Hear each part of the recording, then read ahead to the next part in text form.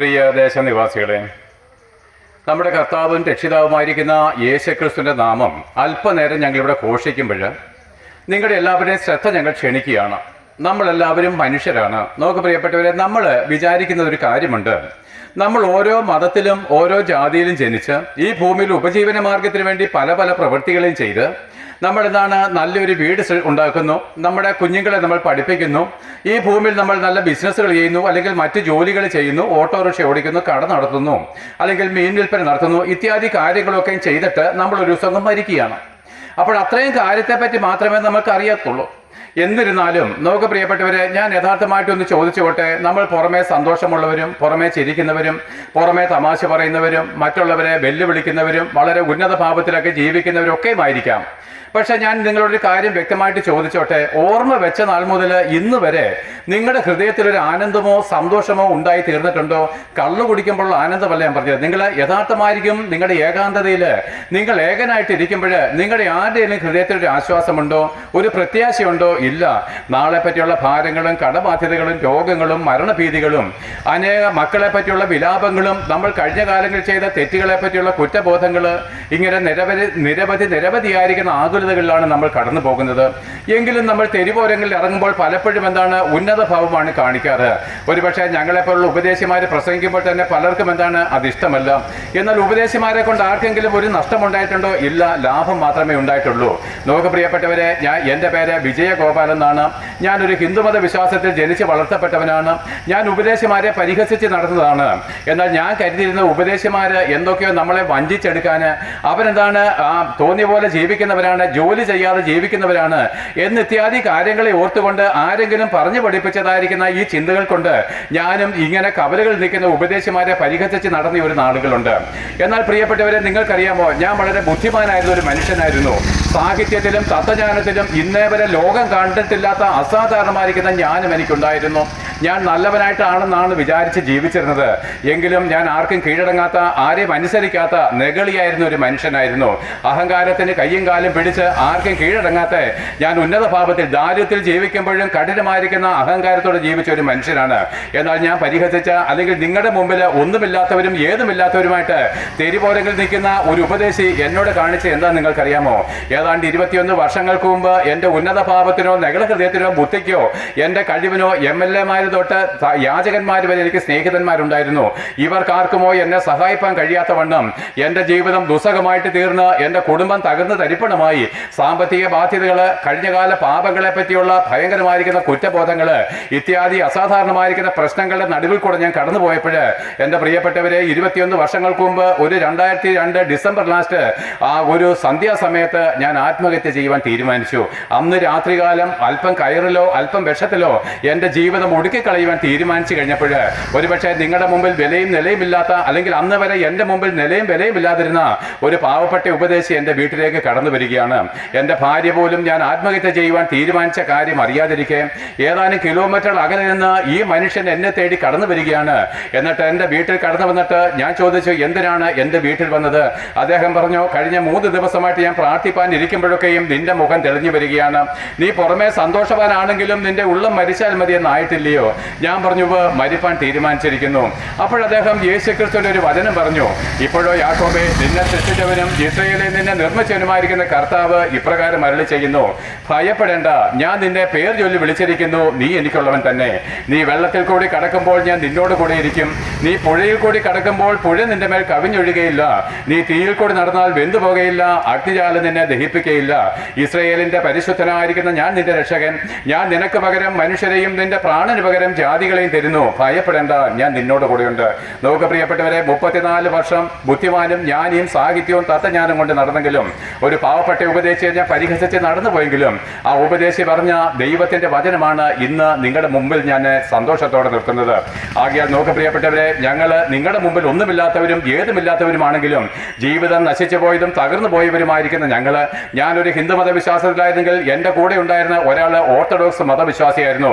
സ്വന്തമായിട്ട് കള്ള കള്ളുണ്ടാക്കി വിൽക്കുന്ന, ബാറ്റുചാരായം വിൽക്കുന്ന, വീട്ടിൽ മക്കൾക്കും ഭാര്യയ്ക്കും പേടി സ്വപ്നമായിരുന്ന ഒരു ഭീകര ജീവി, എന്നാൽ തൻ്റെ ജീവിതത്തിൽ താൻ മാനസാന്തരപ്പെട്ട് യേശുക്രിസ്തുവിലേക്ക് തിരിഞ്ഞു. ഇതാ എൻ്റെ അടുക്കലേക്ക് നടന്നു വരുന്ന ഒരു വണ്ണമുള്ള സണ്ണിച്ചാനുണ്ട്. റാന്നിയിൽ മണിമലയത്ത് കുടുംബമാണ്. അദ്ദേഹം 8-ാം വയസ്സ് തൊട്ട് കള്ളുകുപ്പി മോന്താൻ തുടങ്ങിയതാണ്. അദ്ദേഹം ഒരു ജ്ഞാനായ മതവിശ്വാസിയായിരുന്നു. തൻ്റെ മകൻ മരിച്ചുപോയി, ബിസിനസ് തകർന്നു, ആത്മഹത്യ ചെയ്യുവാൻ തീരുമാനിച്ചു. അപ്പോൾ പെട്ടെന്നൊരു ചിന്ത, ഞാൻ ഇന്ന് മരിച്ചു പോയാൽ ആത്മഹത്യ ചെയ്തു കഴിഞ്ഞാൽ ഞാൻ നരകത്തിലേക്കാണല്ലോ പോകുന്നൊരു ചിന്ത തന്നെത്താൻ താഴ്ത്തി സത്യത്തെ അന്വേഷിച്ചു. താൻ തന്റെ ജ്ഞാനായ മതത്തെ ഉപദേശിച്ച് അച്ഛന്മാരെയും പള്ളിക്കാരെയും വിട്ട് യേശുക്രിസ്തു എന്ന ഏകരക്ഷകനെ സ്വന്തം ദൈവമായിട്ട് രക്ഷകനായിട്ട് അംഗീകരിച്ച് ജീവിതത്തിൽ വലിയ സമാധാനവും സന്തോഷമുള്ളവരായിട്ട് പാപമോചനം നേടിയൊരു മനുഷ്യൻ. ഇങ്ങനെ ഞങ്ങൾക്ക് ഓരോരുത്തർക്കും ഓരോ സാക്ഷ്യങ്ങളുണ്ട് പ്രിയപ്പെട്ടവരെ. എന്നാൽ ഞങ്ങൾ അധികം സംസാരിക്കുന്നില്ല. ഞാൻ ചോദിക്കട്ടെ, നിങ്ങൾ തെരുവോരങ്ങളിൽ ഉന്നതന്മാരാണ്, മറ്റുള്ളവരെ ഭീഷണിപ്പെടുത്തുന്നവരും ഒരുപക്ഷെ വെല്ലുവിളിക്കുന്നവരും ഒക്കെയുമാണ്, ചിരിക്കുന്നവരും തമാശ പറയുന്നവരുമാണ്. ഇപ്പോൾ നോക്കുന്ന ADGP പറ്റിയും മുഖ്യമന്ത്രിയെ പറ്റിയൊക്കെ നിങ്ങൾ വാതോരാതെ സംസാരിക്കുന്നവരാണ്. ഈ ലോകത്തിലെ എല്ലാ കാര്യങ്ങളും അറിവുള്ളവരാണ്. എന്നിരുന്നാലും നിങ്ങളുടെ ഏകാന്തതയിൽ നിങ്ങളെല്ലാം കഠിനമായിരിക്കും ദുഃഖത്തിലാണ്, നിരാശയുടെ പടുകുഴിയിലാണ് നിങ്ങൾ പലരും ജീവിക്കുന്നത്. ആർക്കറിയാം, നിങ്ങൾ ഒരുവൻ ഇന്ന് മരിച്ചാൽ മതി എന്നുള്ള ചിന്തയിൽ കൂടി അല്ല നിൽക്കുന്നതെന്ന് ആർക്ക് പറയാൻ പറ്റും? അതേ പ്രിയപ്പെട്ടവരെ, നിങ്ങളുടെ ഹൃദയത്തിന്റെ വേദനകളെ അറിയാവുന്നത് നിന്റെ കൂട്ടുകാരനല്ല. വൈകുന്നേരം നിന്റെ തോളിൽ കൈയിട്ടുകൊണ്ട് വാ അളിയ നമുക്ക് അല്പം മിനിങ്ങാമെന്ന് പറഞ്ഞ് നിന്നെ ബീവറേജിലേക്കോ കള്ളു ഷാപ്പിലേക്കോ കൊണ്ടുപോകുന്നതിനല്ല നിന്റെ യഥാർത്ഥമായിരിക്കുന്ന സ്നേഹിതൻ. അവനും നിന്റെ ഹൃദയത്തിന്റെ വേദനകൾ അറിയത്തില്ല. നിന്റെ കൂടെ താമസിക്കുന്ന ഭാര്യയ്ക്കോ ഭർത്താവിനോ നിന്റെ വേദനകളെ ചുമക്കുവാൻ കഴിയത്തില്ല, അറിയത്തില്ല പ്രിയപ്പെട്ടവരെ. മക്കൾക്കും അറിയത്തില്ല. അവരുടെ ആവശ്യങ്ങൾ ചോദിക്കുവാൻ മാത്രമാണ് മക്കൾ നിന്റെ മുമ്പിൽ വരുന്നത്. അപ്പാ ഇന്ന് എന്താണ് അപ്പന്റെ മുഖം വാടിയിരിക്കുന്നത് ചോദിപ്പാൻ പോലും നമ്മുടെ മക്കൾക്ക് കഴിവില്ലാത്ത വണ്ണം ഹൃദയം വരണ്ടുണങ്ങിയിരിക്കുന്നു പ്രിയപ്പെട്ടവരെ. എന്നാൽ നമ്മളെല്ലാവരും ഇങ്ങനെ ഈ തെരുവോരങ്ങളിൽ നിങ്ങൾ നിൽക്കുമ്പോൾ, ഞങ്ങൾ ഇവിടെ നിന്ന് പ്രസംഗിക്കുമ്പോൾ നിങ്ങളുടെ ഓരോരുത്തരുടെയും ഉള്ളങ്ങളെ അറിയുന്ന ഒരുത്തനുണ്ട് കേട്ടോ. നിങ്ങളുടെ ഓരോരുത്തരുടെയും വേദനകളെ അറിയുന്ന ഒരുവനുണ്ട്. നിങ്ങളുടെ ഓരോരുത്തരുടെയും ഭാരങ്ങളെ അറിയുന്ന, ദുഃഖങ്ങളെ അറിയുന്ന, പാപങ്ങളെ അറിയുന്ന ഒരു വ്യക്തിയുണ്ട്. അവന്റെ നാമം യേശുക്രിസ്തു എന്നാണ്. ആകയാൽ ഞങ്ങൾ യേശുക്രിസ്തുവിനെ പ്രസംഗിക്കുമ്പോൾ മരണമുള്ള എല്ലാവരും കേട്ടുകൊള്ളുവിന്. ഇത് ഹിന്ദുക്കളോടോ ക്രിസ്ത്യാനികളോടോ മുസ്ലിങ്ങളോടോ അല്ല സംസാരിക്കുന്നത്. മരണമുള്ള എല്ലാ മനുഷ്യരോടും ഞങ്ങൾ യേശുക്രിസ്തുവിനെ പ്രസംഗിക്കുമ്പോൾ നമുക്ക് പ്രിയപ്പെട്ടവരെ, ഈ യേശുക്രിസ്തു ആരാണ് എന്നുള്ളതാണ് പറയുന്നത്. ഞാൻ നിങ്ങളോട് പറയുന്ന കാര്യം എന്തെന്നറിയാമോ? ഞാൻ ആദ്യം പറഞ്ഞതുപോലെ തിന്നുക, കുടിക്കുക, ആനന്ദിക്കുക, നാളെ ചത്തുപോകുമല്ലോ, അതിനപ്പുറം നമുക്ക് അറിയത്തില്ല. പക്ഷെ അതിനപ്പുറം ഒരു രാജ്യമുണ്ട്, അതിനപ്പുറം ഒരു ജീവിതമുണ്ട്. ഇന്ന് ഞങ്ങൾക്ക് അത് വെളിപ്പെട്ട് വന്നതുകൊണ്ട് ഞങ്ങൾ നിങ്ങളോട് അറിയിക്കേണ്ടത് ആവശ്യമായിരിക്കുന്നു. ആകയാൽ നോക്ക് പ്രിയപ്പെട്ടവരെ, ഈ ഭൂമിയിൽ നമ്മൾ ചെയ്ത ഏത് രഹസ്യങ്ങളും ഏത് പാപങ്ങളും മരിച്ചതിന് ശേഷം നിന്നെ ഇതേപോലെ മണ്ണിൽ നിന്ന് എഴുന്നേൽപ്പിക്കുവാൻ കഴിയുന്ന ഒരു ദൈവമുണ്ട്. ഈ ആകാശത്തെയും ഭൂമിയൊന്ന് നോക്കുവിന്. ഈ ആകാശത്തെയും ഭൂമിയെ സൃഷ്ടിച്ചവൻ ആരാണ് നിങ്ങൾ അന്വേഷിച്ചിട്ടുണ്ടോ? ഇല്ല. നമ്മൾ ജനിച്ച നാൾ മുതൽ ഈ ഭൂമിയിലെ വെള്ളം കുടിക്കുന്നു, വായു ശ്വസിക്കുന്നു, ഈ സൂര്യന്റെ ചൂട് നമ്മൾ അനുഭവിക്കുന്നു, വെളിച്ചം അനുഭവിക്കുന്നു. എന്നാൽ പ്രിയപ്പെട്ടവരെ, നമ്മൾ ഡോക്ടറേറ്റ് നേടിയിട്ടും ഉന്നതമായിരിക്കുന്ന വിദ്യാഭ്യാസം നേടിയിട്ടും എത്ര സമ്പത്തുണ്ടായിട്ട് ഒരു വീട് പണിഞ്ഞാലും നിങ്ങൾ അന്വേഷിച്ചില്ല ഈ മനോഹരമായിരിക്കുന്ന ആകാശവും ഭൂമിയും സൃഷ്ടിച്ചതാരാണ്, ഈ സൂര്യനെ സൃഷ്ടിച്ചതാരാണ് എന്ന് നിങ്ങൾ അന്വേഷിച്ചിരുന്നുവെങ്കിൽ സത്യമായിട്ട് നിങ്ങൾ ദൈവത്തെ കണ്ടെത്തുമായിരുന്നു.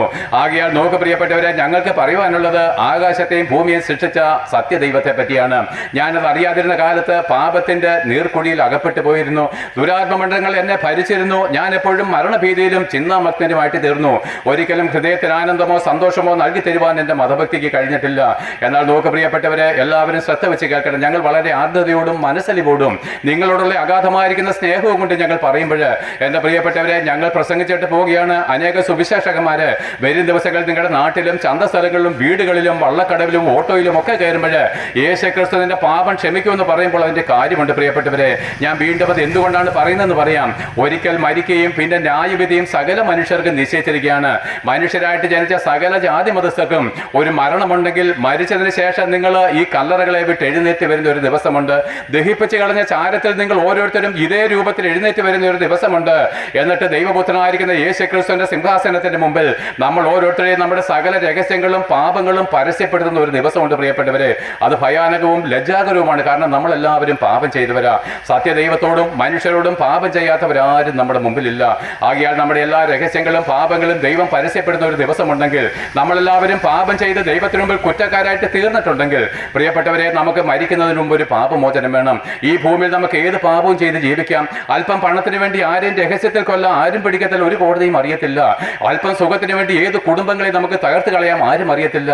എന്നാൽ പ്രിയപ്പെട്ടവരെ, മരിച്ചതിന് ശേഷം നമ്മളെല്ലാം വീണ്ടും കാണും. ഞാൻ പറഞ്ഞല്ലോ, വിജയഗോപാൽ എന്ന ഞാൻ ഇന്നിവിടെ പ്രസംഗിച്ചിട്ട് കടന്നു പോകുന്നു. എന്നാൽ ലോകാവസാന ദിവസം നമ്മൾ തമ്മിൽ വീണ്ടും കണ്ടുമുട്ടും. പ്രിയ ഇതേ രൂപത്തിൽ നമ്മൾ എല്ലാവരും കണ്ടുമുട്ടുന്ന ദിവസം ഞങ്ങൾ പ്രസംഗിക്കുന്നത് സത്യമായതുകൊണ്ട് അന്ന് നിങ്ങളുടെ മുഖം ലജ്ജിച്ചു പോകാതിരിക്കേണ്ടതിന് ഞങ്ങളെ ശാന്തതയോടും സത്യയോടും കേട്ടുകൊള്ളുക. ഞാൻ വീണ്ടും പറയുന്നു, നിങ്ങളോടുള്ള അഗാധമായിരിക്കുന്ന സ്നേഹനിമിത്തമാണ് ഞങ്ങൾ റാന്നിയുടെ ദേശങ്ങളിൽ നിന്ന് ഇവിടെ ഒന്ന് പ്രസംഗിക്കുന്നത്. നോക്ക്, പിന്നെ ഒരു ഉപദേശി മൈക്കും തൂക്കി ഇറങ്ങിയതല്ല പ്രിയപ്പെട്ടവരെ. രാത്രികാലം നിങ്ങൾ മദ്യപാനാസക്തിയിലോ പ്രതികാര ചിന്തയിലോ നിങ്ങളെ ഇന്നേവരെ സഹായിക്കാൻ കഴിയുന്ന ഏതെങ്കിലും രാഷ്ട്രീയ പാർട്ടിക്കാരുടെ കൊടികളും പിടിച്ചുകൊണ്ടോ അല്ലെങ്കിൽ ഇന്നേവരെ രാഹുകാലത്തെ പോലും ജയിക്കാൻ കഴിയാത്ത മതപുരോഹിതന്മാരുടെ ഉപദേശത്തിന് കീഴടങ്ങിക്കൊണ്ടോ നിങ്ങളുടേതായിരിക്കുന്ന സ്വന്തം ഇഷ്ടത്തിൽ സിനിമ കണ്ടോ ഒക്കെയുമായിട്ട് കഴിഞ്ഞു പോയ രാത്രിയായിരിക്കാം. എന്നാൽ ഞങ്ങൾ ഞങ്ങളുടെ ഉറക്കത്തെ മാറ്റിവെച്ചിട്ട് ഈ ദേശങ്ങൾക്ക് വേണ്ടി കണ്ണുനീരോടെ പ്രാർത്ഥിച്ചിട്ട് പ്രിയപ്പെട്ടവരെ, നിങ്ങൾ ഓരോരുത്തരും അനുഭവിക്കുന്ന ഹൃദയത്തിന്റെ പീഡകളെ തിരിച്ചറിഞ്ഞ് വേദനയോടെ ദൈവസന്നിധിയിൽ ദേശത്തിന് വേണ്ടി പ്രാർത്ഥിച്ച് കണ്ണുനീരോടുകൂടി ഇറങ്ങിയവരാ. ആകിയാൽ പ്രിയപ്പെട്ടവരെ, സുവിശേഷത്തിനെ നിങ്ങൾ എതിർക്കല്ലേ. ഇത്രയും നാളും എതിർത്ത പോലെ ഇനി എതിർക്കല്ലേ പ്രിയപ്പെട്ടവരെ. കാരണം ദൈവകോപം നിങ്ങളുടെ മേൽ വരും. ദൈവം നമ്മുടെ കൂടെ ഉണ്ടെങ്കിൽ മാത്രമേ സമാധാനം കണ്ടെത്തുവാൻ കഴിയത്തുള്ളൂ.